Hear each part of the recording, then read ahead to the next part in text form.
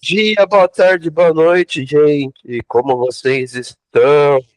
Bem-vindos a mais um encontro do grupo de estudos humanistas Jornada Funcional. Hoje nós vamos ter um encontro atípico porque ninguém veio. Ninguém não, poucos vieram. As pessoas não avisaram que elas não iam vir. Esse encontro acontecer. Então nós não vamos ter facilitador hoje, ou facilitadora.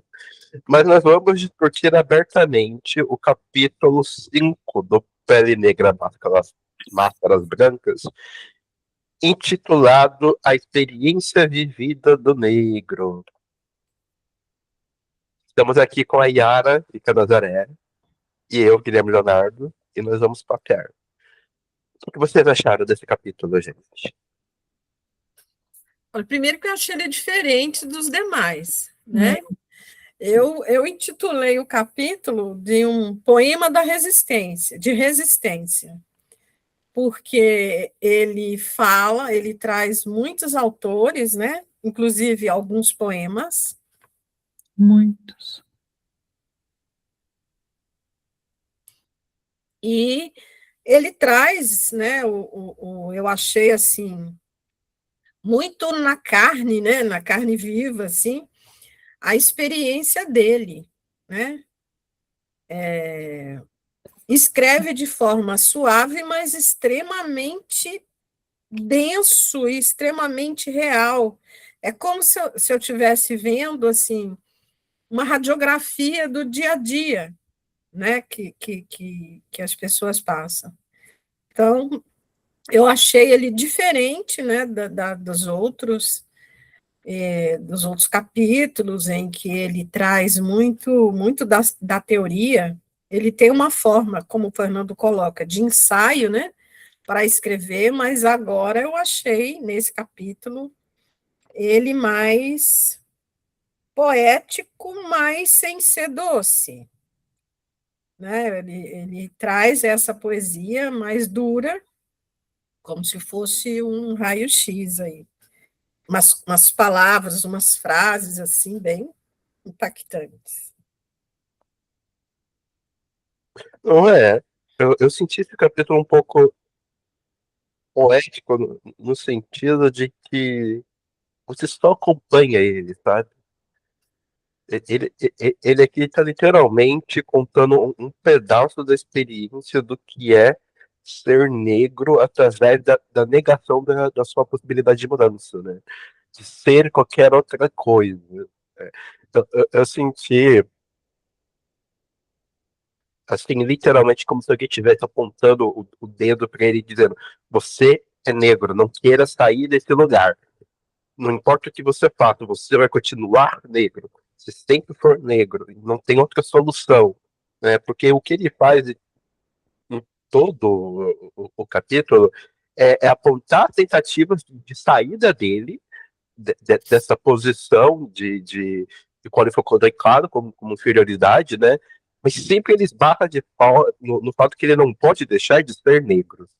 E esse negro traz com si, né, determinadas características de determinados aprisionamentos, né? Então, como se ele não pudesse ser outra coisa. Eu achei. Eu devo dizer que eu achei meio angustiante esse capítulo. Talvez por essa forma mesmo como ele vai construindo, né? E acho que esse recurso à poesia e tal fica me parecendo que é realmente essa tentativa de talvez tocar o leitor sobre essa experiência vivida, né?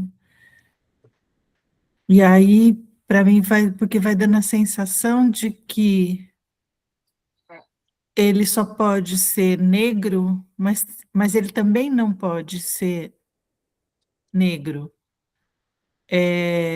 Porque também vem, eu não sei, né? Porque me parece assim, que ele começa o capítulo falando que tudo que ele queria é ser um homem entre os homens. E aí, à medida que ele vai se dando conta de que ele não consegue escapar desse lugar de ser um homem negro, né? Que o branco não circunscreve isso ali, ele começa a falar de uma raiva e começa a falar também de uma tentativa, então, de se assumir, de assumir a sua. Às vezes ele fala negridão, negritude, eu não consegui também fazer uma, uma volta no texto para ver se tem diferença isso, né? Talvez tenha.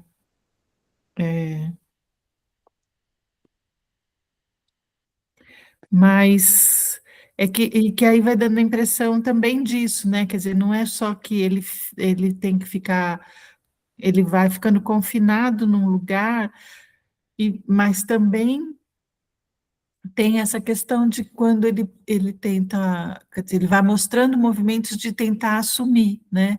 Então, de opor ao irracional o racional, depois de opor ao racional o irracional, e como ele vai sendo sempre derrotado, né? Assim, enfim, como acho que é daí que vem essa sensação meio angustiante, né? E ele até fala a diferença do judeu, que o judeu ele é identificado como judeu quando ele diz que é. E aí o negro não, só de olhar ele já tem essa marca. Só de olhar para ele. Então, quer dizer, ele não tem nem condição de tentar ser outra coisa. Não precisa nem dizer, porque a marca, né, já está colocada na cor.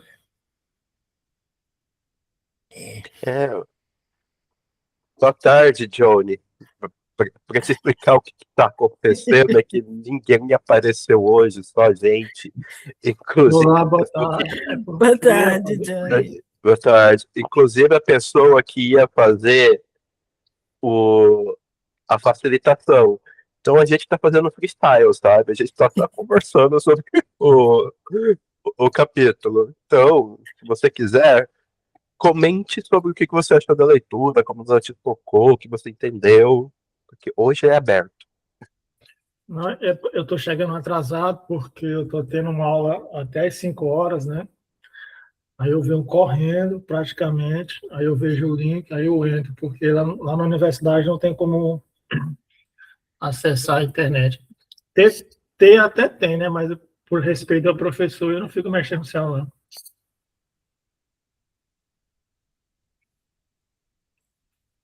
Você conseguiu ler, Johnny, o capítulo? Não, infelizmente não consegui.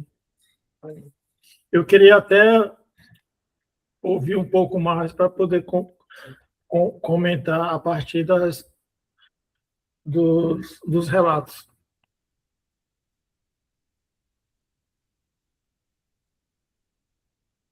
É. Então, essencialmente, o que ele vai fazer nesse capítulo, ele vai expor a dialética, né, da existência negra, um diálogo assim bem próximo com. Apesar que eu acho que ele cita o Hegel, cara. Ele cita o Hegel. Ele cita logo na primeira página. E no meio também ele cita. Né? Que é a ideia de que é o outro que me cria e eu crio o outro, né? Aí ele vai colocando e discutindo isso de uma maneira muito interessante, o fato que ele é posto no mundo como negro e ele jamais consegue escapar do fato de ser negro, porque o outro jamais deixa ele sair dessa posição, né? E aqui a gente leva a ideia de ser negro como algo inerentemente pejorativo, né? Porque fazendo a comparação que ele usa, né, que é diferente do se eu racismo ou preconceito contra os judeus. Ou seja, com o preconceito contra os judeus, né, o preconceito contra o racismo contra as pessoas negras, você não pode esconder aquilo que você é, né, que literalmente aparece na pele, né. É isso que ele chamou antigamente, né, previamente, né, de epidermização. E assim, falando isso, eu acho que ele fala umas coisas tão bonitas, assim, são angustiantes, mas elas são tão bonitas, né? Sim, nada adiantou explodir. Eis aqui os estilhaços escolhidos por um outro Will. Nossa, cara. Ele tá tocando, assim, pontos muito interessantes, né?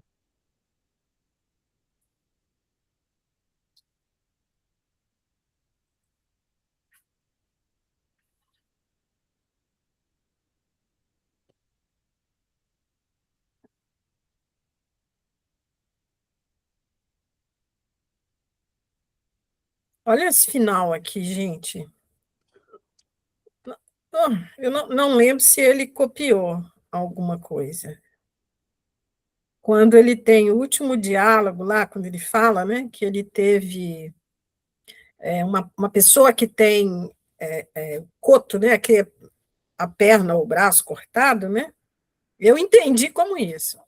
Aceite, aí a pessoa diz, né? Aceite a sua cor como eu aceito o meu coto. Ambos são vítimas de acidentes. Olha que pesado. No entanto, eu recuso com todo o meu ser essa amputação. Sinto em mim uma alma tão vasta quanto o mundo, uma alma realmente profunda, como o mais profundo dos rios. Meu peito tem um poder de expansão infinito. Sou dádiva, mas não me aconselho a humildade do inválido. Ontem, ao abrir os olhos para o mundo, vi o céu se retorcer de uma ponta a outra. Quis me levantar, mas o silêncio esviscerado fluía de volta para mim, com as asas paralisadas, irresponsável, cavalgando o espaço entre o nada e o infinito. Comecei a chorar. Aqui dá para ver assim também. Não adianta vocês me colocarem como um inválido. Eu não sou isso, eu tenho uma alma, né? Eu tenho uma vida aqui, eu tenho uma potência. Né? Então, e aqui por isso que eu disse assim que é um poema de resistência, né? Quer dizer, apesar de toda a dor, no final ele traz isso, temos alma, não podemos aceitar essa condição. Agora, é uma condição dura que fala, eu vi toda essa realidade, no final eu comecei a chorar. Ô Johnny. Nos pequenos nos relatos que vocês estão falando, né, me ocorreu pensar no ser negro, estar negro, né, no sentido biológico e social, e esse ser negro, numa perspectiva social, sendo produzido, e essa produção recai sobre esse ser negro, um elemento social da, do infrator, do violento, da violência, da agressividade. Me, me remete a esse pensamento aos serial killers dos Estados Unidos, né? que dos anos 60, 70, que existia toda uma conjuntura de que aquelas pessoas que cometiam aqueles crimes, né, eram associados, entre aspas, associados à figura do negro. Como assim não é um negro que está matando mulheres brancas? Como assim não é um homem negro que está violentando mulheres brancas, que está agredindo mulheres brancas? Entende? Nessa perspectiva da construção social do violento, né? Do agressor, da agressividade associada ao ser negro biologicamente. Essa perspectiva racial, entende?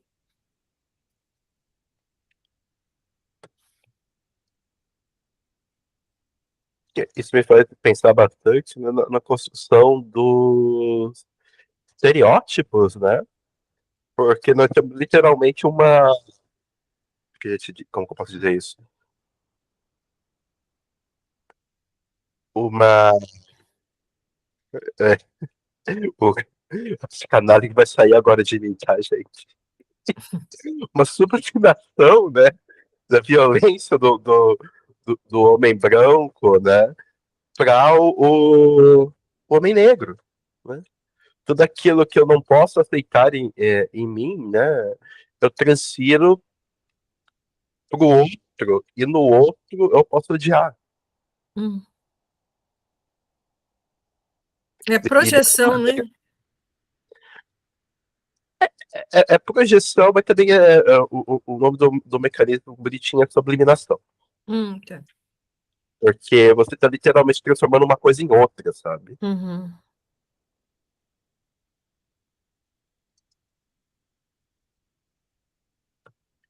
Eu fiquei com uma pergunta e eu queria saber de você, porque eu não consegui entender. Assim, o que vocês entenderam do que ele falou do Sartre? Hum?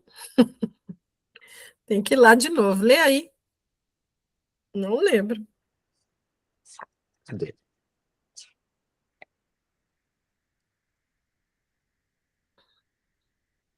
Mais no final do capítulo, né? Deixa eu ver se eu copiei alguma coisa aqui.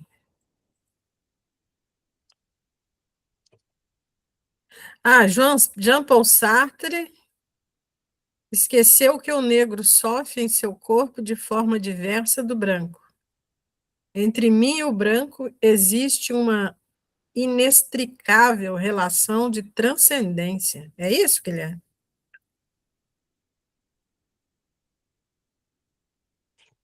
Quando ele comenta do Sartre ali na 147. 147? 147. Peraí, deixa eu achar aqui. 147? Vamos ver. Ok. Pode ler aí. Então vamos lá. Quando li essa tarde, eu senti como me soltasse, roubasse minha última chance. Declarei a meus amigos, a geração dos jovens negros, jovens poetas negros, acaba de receber um golpe que não poupa ninguém. Havíamos apelado por um amigo das pessoas de cor e esse amigo não encontrou nada melhor para mostrar do que a relatividade da nossa ação. Dessa vez, esse hegeliano inato esqueceu que a consciência precisa se perder na noite do absoluto, única condição para alcançar a consciência de si. Contra o racionalismo, ele reiterava o lado negativo, mas esqueceram que essa negatividade extrai seu valor de uma absolutez quase substancial. A consciência implicada na experiência deve ignorar as essências e a determinação do seu ser. Nossa. Tá. Achei agora.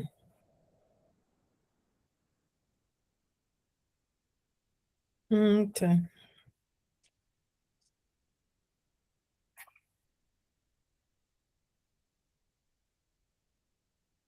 Teria que ler tudo, inclusive o anterior. Olha, eu confesso que eu também não sei, eu acho que eu não consegui entender completamente isso. Esse é um dos pontos que, para mim, aqui eu teria que voltar, inclusive, né? Porque Mas, ele fala sobre algo que está anterior, né?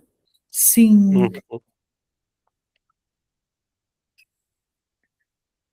Vamos deixar essa pergunta aí para o Fernando. deixa eu ver. Começar o próximo encontro. Ele, Por favor, me salve. Página 146 e 47, né?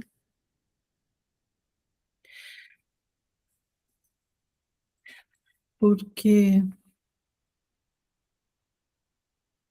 Teria que ler tudo aqui. é, Então, essa vai ficar a pendência para a próxima. Ai, O outro é eu não você, tenho, não é?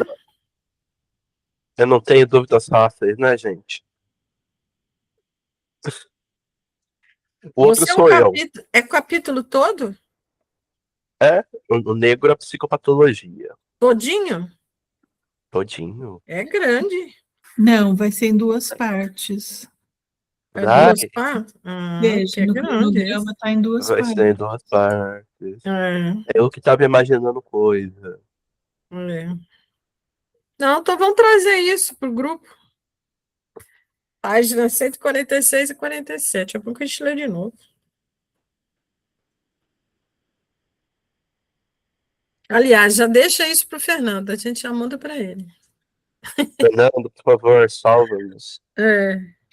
Eu fiquei um pouco com a impressão aqui que tem relação com essa coisa assim, de novo me arrancam a negritude. Porque eu acho que nessa luta, ou acho que você falou bem, Guilherme, essa coisa dessa dialética aí, né? Eu, outro, quer dizer, como é que é na relação com o branco que se constitui, né? O negro. E tanto que ele começa lá no início do capítulo dizendo que enquanto o negro está em casa, ele não precisa confirmar o seu ser diante de ninguém, né, de um outro e tal, e que é a partir da hora que ele encontra o branco. E aí eu acho que vai, quer dizer, vem, porque de certo, mas eu não entendo muito bem, porque para mim parece que aqui o Sartre está trazendo a questão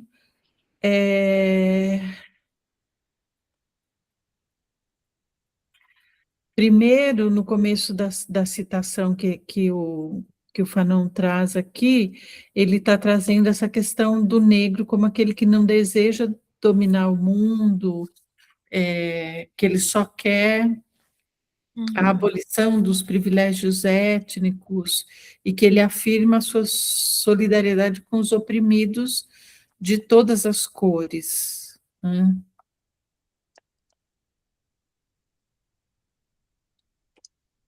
E aí ele traz a noção de negritude como uma noção subjetiva, existencial, étnica, né? Essa noção passa, como diz Hegel, aquela objetiva, positiva, exata de proletariado. O branco simbolizaria para Césaire, então, o branco simbolizaria o capital, o negro o trabalho, e através dos homens de pele negra de sua raça, ele canta a luta do proletariado mundial. Fácil de dizer e menos fácil de pensar e tal.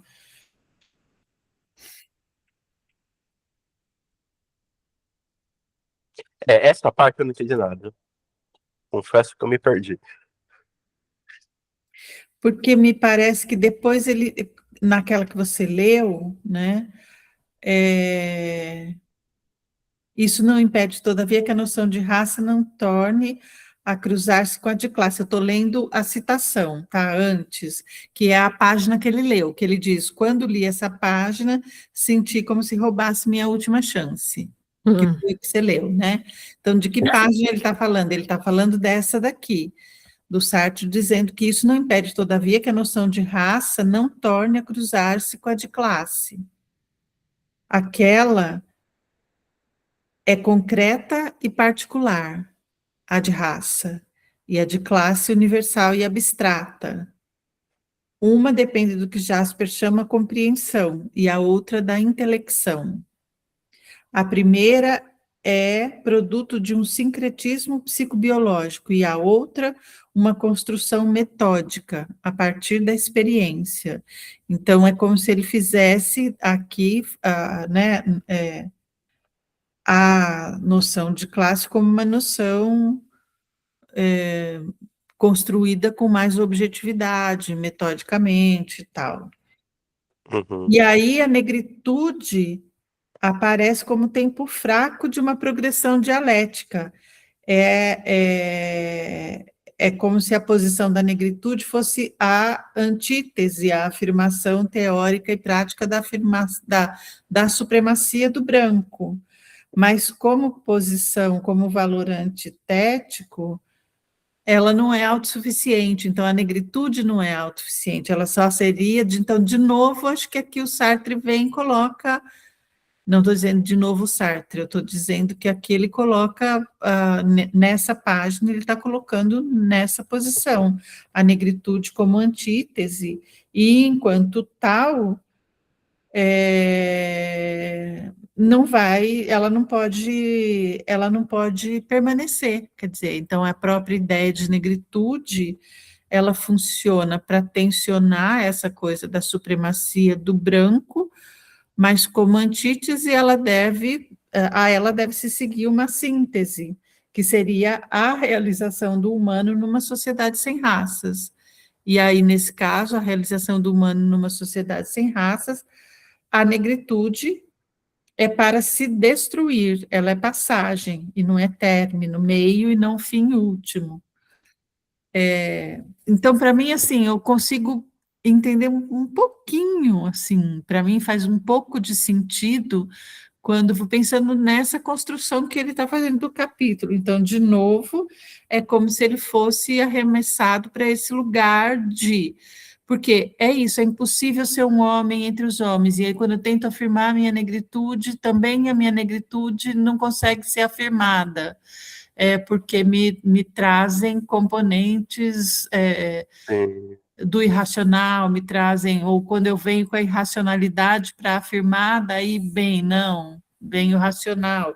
Então, me parece que é um pouco nessa, assim, digamos que um nível básico de compreensão é que eu consigo ter, de fazer um sentido, né? Não é de uma compreensão muito... Ó, obrigado, André. Eu vou chegar uma Eu entendi, hipótese, sabe? consigo entender esse raciocínio aí. Eu vou jogar aqui uma hipótese sobre o que eu entendi, sabe? Me parece que o que, assim, por um lado, né, o que eu, é, é como se o Sartre tivesse, né, dizendo que a negritude ela plenamente depende do movimento do branco, né?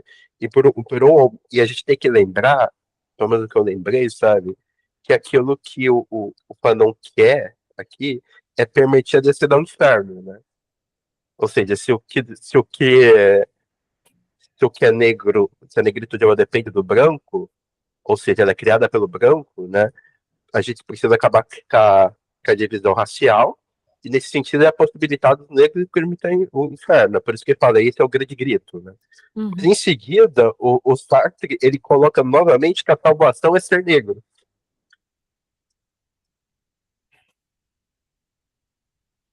Que aqui ele fala, né?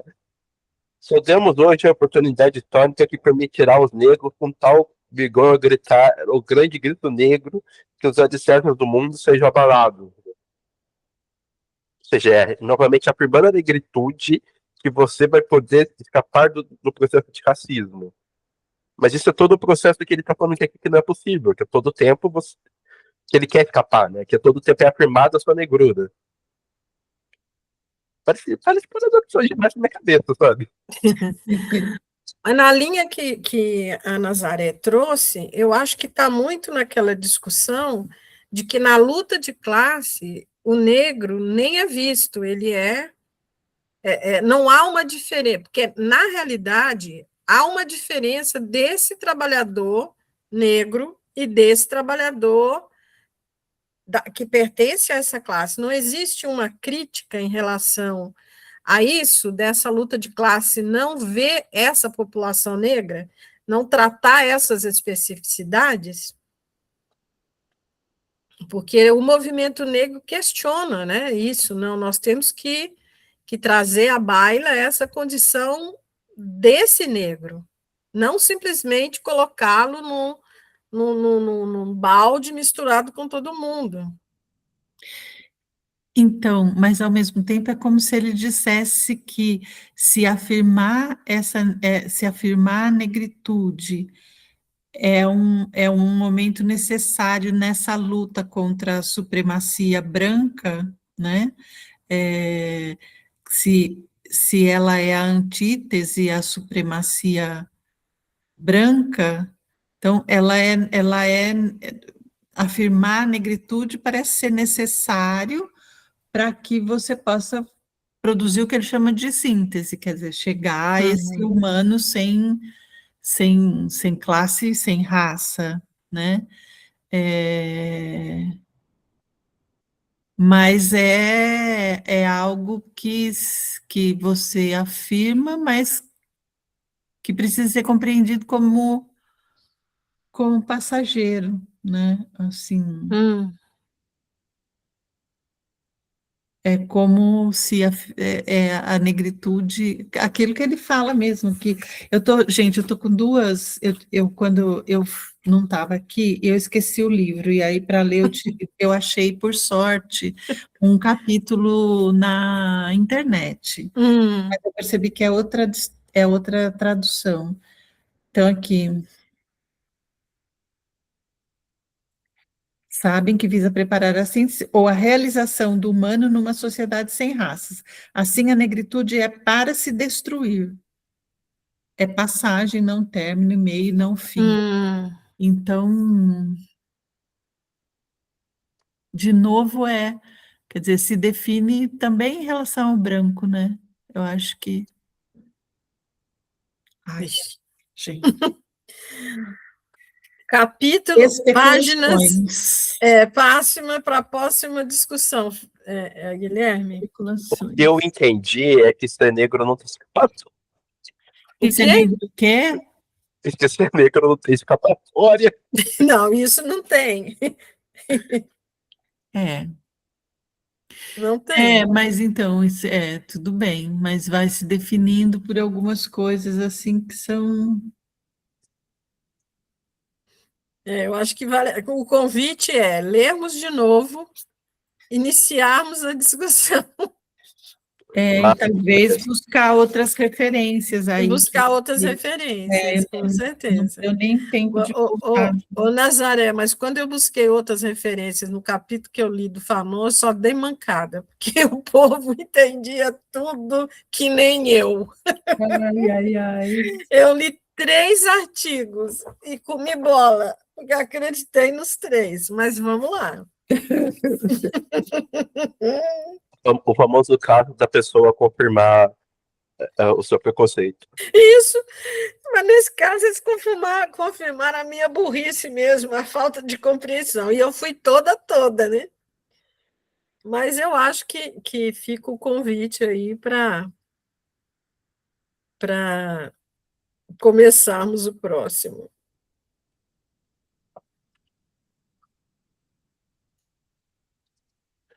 Gente, mais alguma coisa que vocês gostariam de falar, que vocês gostaram, que vocês sentiram sobre o capítulo?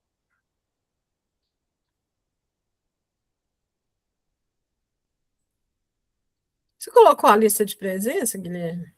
Coloquei. Hum. Tá Porque aqui. adianta muita coisa, né? Não adianta. Eu assinei por via das dúvidas. Você sabe que no meu não está dando nem para assinar? Ó, Não, é o estranho. segundo link, tá? É o segundo link. Ah, tá. É o segundo. Eu tenho uma pergunta para o Guilherme. Sim. Guilherme, o que você quis dizer quando você disse que ser negro não tem escapatória?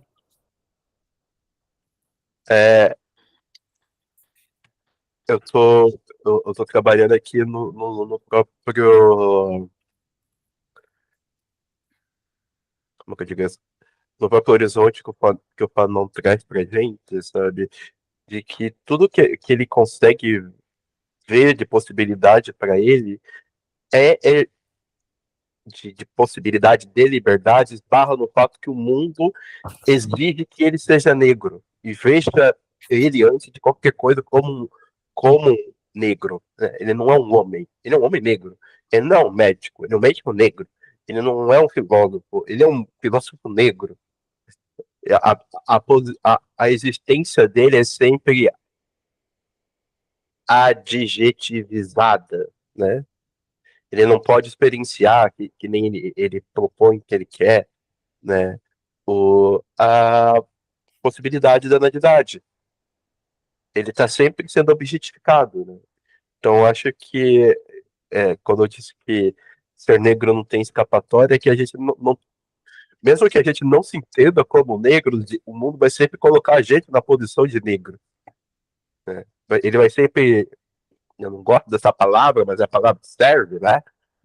Ele vai sempre subjetivizar a gente como negro, sabe? Na ideia de processo de subjetivização.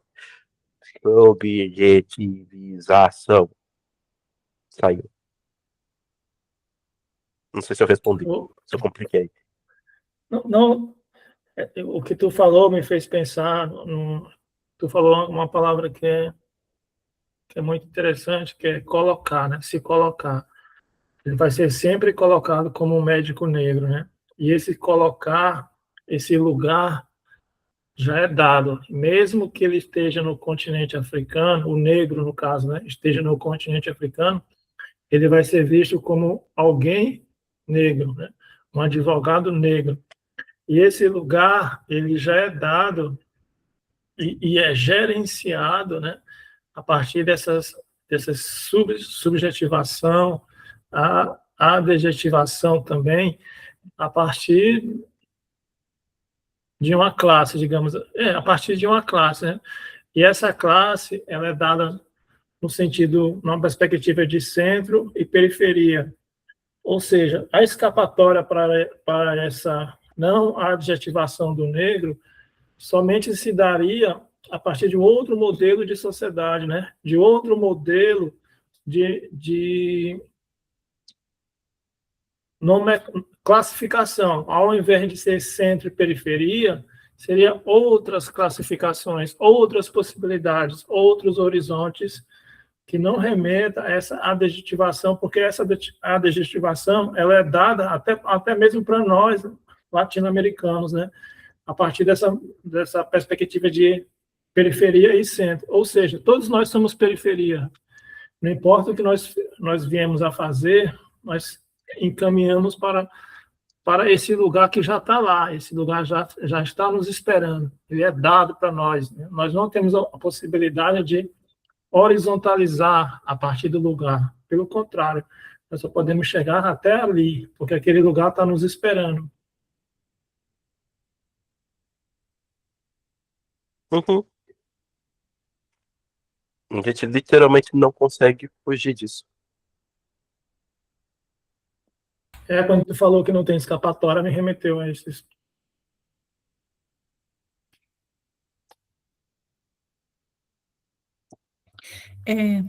Eu sobre essa questão, eu também fiquei muito impactada pelo que ele descreve entre a página 126 e a 127, que é quando ele fala que ele havia criado por baixo do esquema corporal um esquema histórico-racial, e que os elementos que ele utilizou não foram fornecidos por resíduos de sensações, percepções, de ordem tátil, vestibular, sinestésica, visual, né? Elementos que permitem construir um esquema corporal, mas pelo outro, o branco, que teceu para mim milhares de detalhes, anedotas, relatos. Achava que tinha de construir um eu fisiológico, equilibrar o espaço, localizar sensações. E eis que me pediu um suplemento. Olhe, um negro. Era um estímulo externo que me futucava de passagem. E eu esboçava um sorriso. E aí vem, olha, um negro de novo, e de novo. Aí a criança, mamãe, olha o negro, estou com medo, né? E aí ele vai dizendo que não aguentava mais, pois já sabia que existiam lendas, histórias, a história e, acima de tudo, a historicidade, sobre a qual Jasper me havia ensinado. O esquema corporal, atacado em vários pontos, então desabou, dando lugar a um esquema epidérmico racial. A partir daí, não se tratava mais de um conhecimento do meu corpo na terceira pessoa, mas em tripla pessoa. Então, esse tripla pessoa eu achei também interessante de pensar, e a partir daí, em vez de um, deixavam-me 2, 3 assentos livres no trem. Então, ele vai pegando vários aspectos aí, né? Quer dizer, de ser 3. Eu já não me divertia mais. Não encontrava mais nenhuma das coordenadas febris do mundo. Eu existia triplamente, ocupava um lugar, ia na direção do outro, e o outro, evanescente, hostil, mas não opaco, e sim transparente, ausente, desaparecia, era nauseante. E aí, de novo, ele continua aqui, que para mim continua essa coisa do triplo. Eu era um só tempo responsável pelo meu corpo, pela minha raça e pelos meus ancestrais.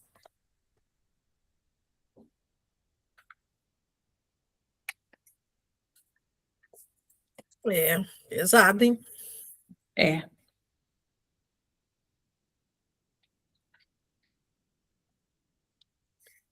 Eis aí, né, o ápice da objetificação.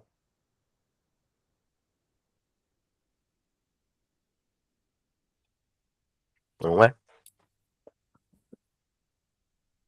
Bom, gente, gostaria de saber de vocês. Alguém quer falar mais alguma coisa? Tem mais algo a colocar?